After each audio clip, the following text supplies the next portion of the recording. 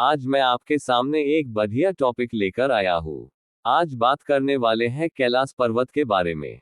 एक ऐसा रहस्यमय पर्वत जो कि कई वैज्ञानिक ने इस पे रिसर्च की है। बाहर के कई देश इस पर्वत की प्रशंसा करते हैं और इस पर्वत को भगवान शिव के लिए भी जाना जाता है। तो चलिए जानते हैं। वैज्ञानिकों ने कैलाश पर्वत को धरती का केंद्र माना है। धार्मिक दृष्टिकोण से कैलाश पर्वत दुनिया के 4 मुख्य धर्म हिंदू, जैन, बौद्ध और सिख का केंद्र है। कैलाश पर्वत की ऊंचाई लगभग 6,600 मीटर है, जो कि दुनिया के सबसे ऊंचे पर्वत माउंट एवरेस्ट से कम है। माउंट एवरेस्ट पर कई लोग चढ़ाई कर चुके हैं। कैलाश पर्वत अपने आप कई रहस्यों समेटे हुए है। पौराणिक कथाओं के अनुसार इस पर्वत के पास प्राचीन धन कुबेर की नगरी है। मान्यता तो ये भी है कि जो व्यक्ति अपने जीवन काल में अच्छे और पुण्य कर्मों को करता है, मृत्यु के बाद उसकी आत्मा को कैलाश पर्वत पर स्थान प्राप्त होता है। स्वागत है आप सबका द मिस्टीरियस थिंक में। चलो शुरू करते हैं आगे। हिंदू जीवन शैली में कैलाश को शिव का निवास कहा जाता है।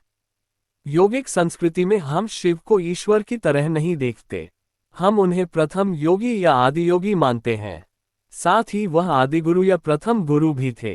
कैलाश पर्वत पर चढ़ना निषिद्ध है, परंतु 11वीं सदी में एक तिब्बती बौद्ध योगी मिलारेपा ने इस पर चढ़ाई की थी। रशिया के वैज्ञानिकों की यह रिपोर्ट यूएन स्पेशियल मैगजीन के 2004 के जनवरी अंत में प्रकाशित हुई थी। नासा ब्रह्मांड के निर्माता भगवान शिव के अस्तित्व में दृढ़ता से विश्वास करता है।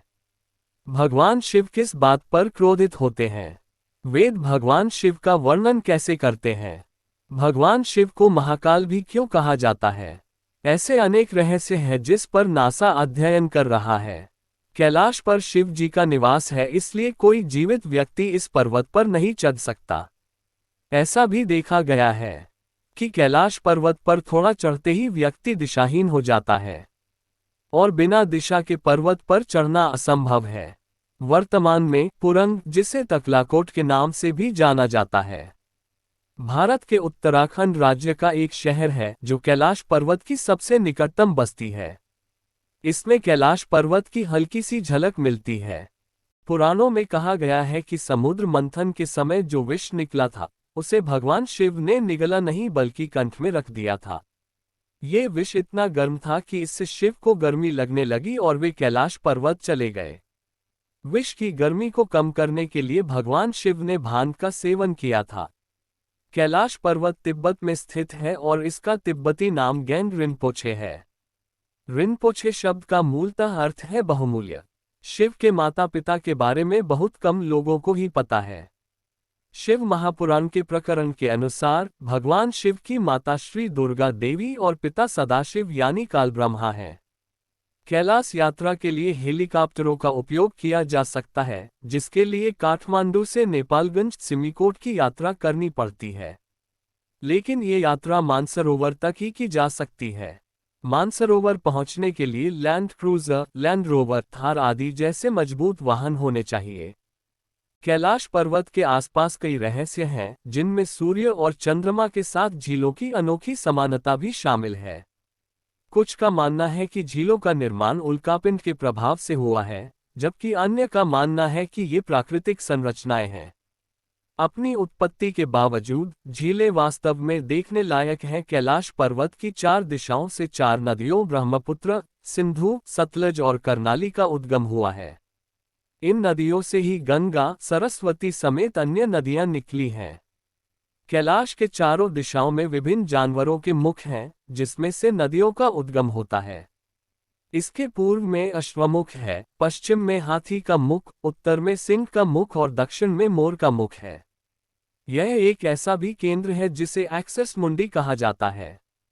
एक्सिस मुंडी अर्थात दुनिया की नाभि या आकाशीय ध्रुव और भौगोलिक ध्रुव का केंद्र।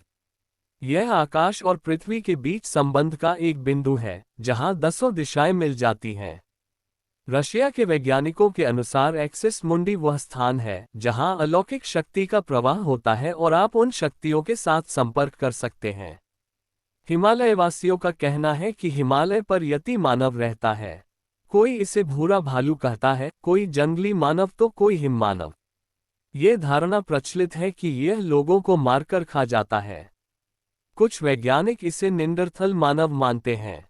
विश्व भर में करीब 30 से ज्यादा वैज्ञानिकों ने दावा किया है कि हिमालय के बर्फीले इलाकों में हिम मानव मौजूद हैं। नासा ने कैलाश पर्वत पर रिसर्च करने से पहले दक्षिणी क्रैब नेब्यूला की यह छवि के हबल टेलीस्कोप द्वारा 24 अप्रैल 1990 को ली गई थी। ऐसा प्रतीत होता है कि इसमें तारों की एक चक्करदार जोड़ी द्वारा निर्मित शिव के डमरू की संरचना निहित है। डमरू ब्रह्मांड का प्रतीक है जो हमेशा विस्तार और पतन हो रहा है। विस्तार से यह ढहती है और फिर पुनः विस्तारित होती है, यही सृजन की प्रक्रिया है। यदि आप अपने दिल की धड़कन को देखें, तो ये सिर्फ एक सीधी रेखा नहीं है, बल्कि यह एक लय है जो ऊपर और नीचे जाती है। पूरी दुनिया लय के अलावा और कुछ नहीं है, ऊर्जा उठती और ढहती हुई फिर से उठती है। तो डमरू इसका प्रतीक है। डमरू के आकार को देखें तो इसके विस्तार से ढहता है और फिर फैलता है। पौराणिक कथा के अनुसार कैलाश पर्वत पर अलौकिक शक्तियों का वास है। यह एक साथ कई भगवान विराजमान है और यहाँ पुण्य आत्माएं रहती हैं। इसलिए कैलाश पर्वत को कई लोग स्वर्ग द्वार भी मानते हैं। कई लोगों का मानना है कि पर्वत पर आज भी भगवान शिव जी तप करते हैं, इसलिए कोई भी डर के चलते चढ़ाई नहीं करता है। कैलाश पर्वत के ऊपर से हवाई जहाज नहीं उड़ सकते क्योंकि हिमालय की चोटी समतापमंडल की दूसरी परत को छूती है। अब बात यह है कि इस परत में हवा के साथ साथ ऑक्सीजन का स्तर भी बेहद कम रहता है, जो मशीन के लिए अशांति और यात्रियों के लिए बेचैनी का कारण हो सकता है। अगर हवाई जहाज कैलाश पर्वत से गुजर गया तो यात्री कहीं जाए या ना जाए, लेकिन कैलाश पर्वत पर उनके लिए स्थान निश्चित मिलता है। तो आज के लिए हम यही रुक जाते हैं। अगर आपने हमारे चैनल को लाइक शेयर सब्सक्राइब नहीं किया है तो जल्दी कर दीजिए। तो मिलते हैं नेक्स्ट वीडियो में, तब तक के लिए धन्यवाद।